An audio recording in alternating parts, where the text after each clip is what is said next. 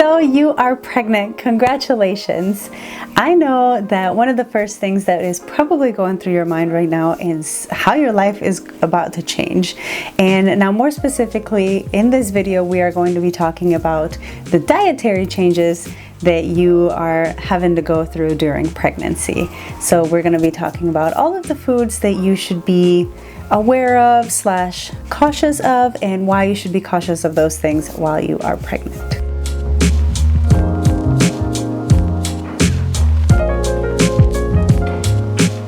If you have not seen one of my videos before, then hi, my name is Anna. I'm really happy that you're here today. I hope that you enjoyed today's video, and if you do, don't forget to click that thumbs up button before you leave. The first thing we're going to be talking about is unpasteurized foods. This includes things like milk, cheese, and juice. The process of pasteurization heats up food to eliminate bacteria and pathogens, and it also extends the shelf life. Now, the reason we want to be cautious about unpasteurized foods is because they can carry something called listeria. Listeria, even though is not common, it can be detrimental and even deadly to an unborn fetus. And so we want to make sure that we are very careful with that. Listeria is most often found in soft cheeses, and then some of the most recent cases have actually come from unwashed fruits and vegetables. Second thing we want to be aware of is additives in milk. These are things like antibiotics as well as hormones.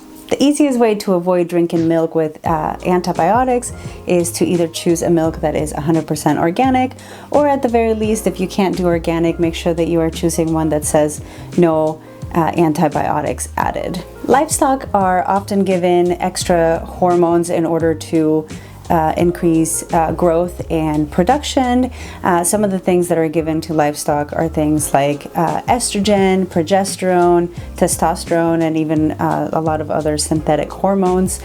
These are things that are not good for you to consume when you are pregnant, and so again, best way to try to avoid these things is choosing 100% organic, or making sure that you are reading the label and that it specifically says no hormones. Another hormone often given to livestock is the hormone called RBGH, and that hormone raises levels of insulin, which has been linked to breast, prostate, and other cancers as well. If you have not yet checked out the pregnancy podcast, I highly recommend it. More specifically for what we're talking about today, I recommend an episode called Eating Meat During Pregnancy.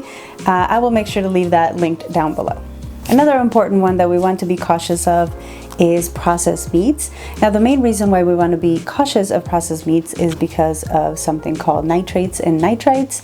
These things are used as preservatives, but when they are exposed to high heat, they turn into components called, nitrosamines, and these are known carcinogenics, which means they cause cancer. Best way to avoid these is, of course, buying organic, but if you cannot do that, at least make sure that you can find on the label that they are nitrate and nitrite free. Another one which I'm sure you've heard about before, and that is deli meat. The main reason that we want to avoid deli meat is because of, again, that bacteria called listeria. The main issue though with deli meats, because a lot of people say that you can just heat up the deli meats and they will be fine, but one of the main issues with deli meat is that in order to avoid listeria, in order to kill listeria, companies spray the deli meats with something called a bacteriophage. I'm gonna spell that on the screen because I don't really know how to pronounce it. But basically what it is a virus that kills the listeria bacteria. But the problem with that is that virus can also be having issues with your internal bacteria in your gut. And so for that reason, we want to make sure that we are avoiding deli meats. Of course, I'm not telling you what to do or not to do in your pregnancy. I'm just sharing the information. Another popular food that I know that you have heard about avoiding or at least limiting during pregnancy is fish.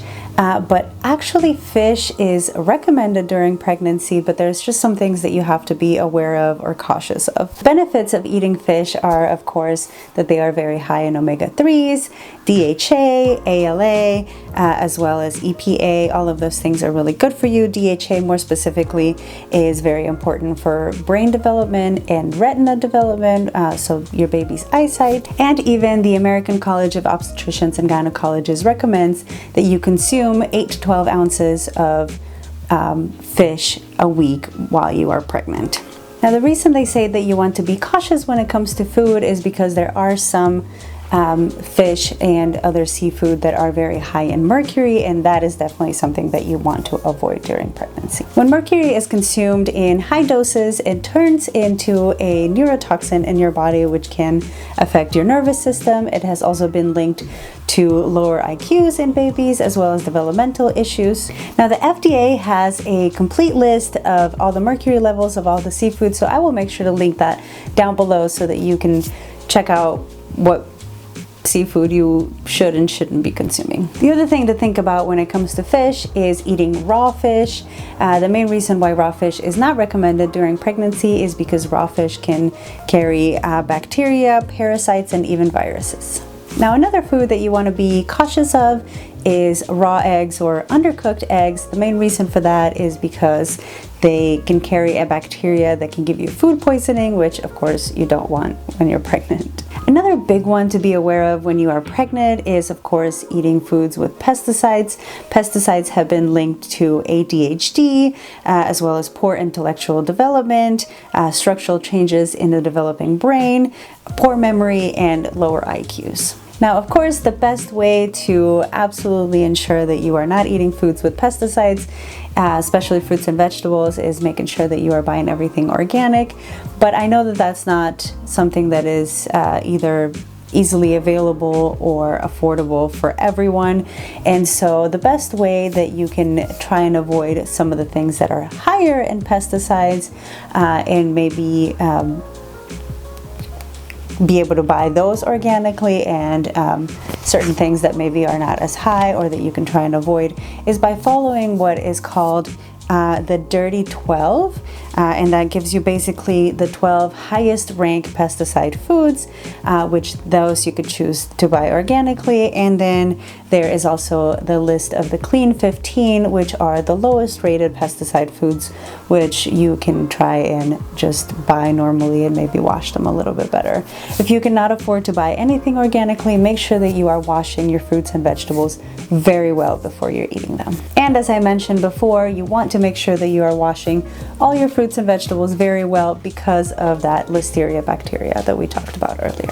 Now, when it comes to your diet during pregnancy, the best thing to do is make sure that you do a lot of research so that you can be very well informed about what you are consuming or what you want or should or should not be consuming during pregnancy. That way you can make the best choice, weigh the risks and benefits, and choose what is best and safest for yourself and your baby. Now, if I can give you one piece of advice, is don't forget that you are only pregnant for 9 months. If you choose to limit or cut out some of the things that maybe you really enjoy eating, it's only going to be for a short amount of time.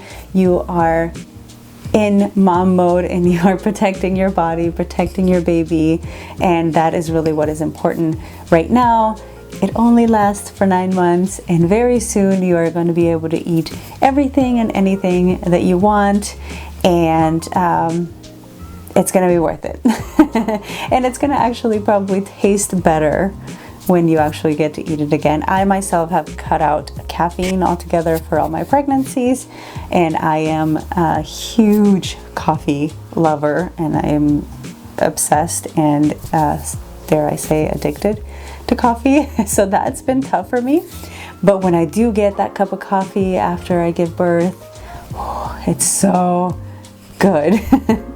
And again, it's only 9 months, so you can do without, or cut back on certain things. And speaking of caffeine, I do have a video on the safety or not safety of consuming caffeine during pregnancy. I will make sure to leave that linked up up there as well as in the description down below. It has lots of really great information, so I definitely recommend that you check that out.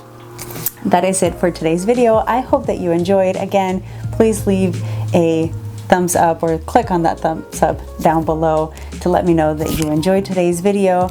Leave me a comment down below and let me know which ones of these foods you knew about, or if there's any other food that you gave up during pregnancy or that you are giving up during this pregnancy, and why. And don't forget to subscribe, hit the notification bell before you leave, and we will see you on the next one. Bye.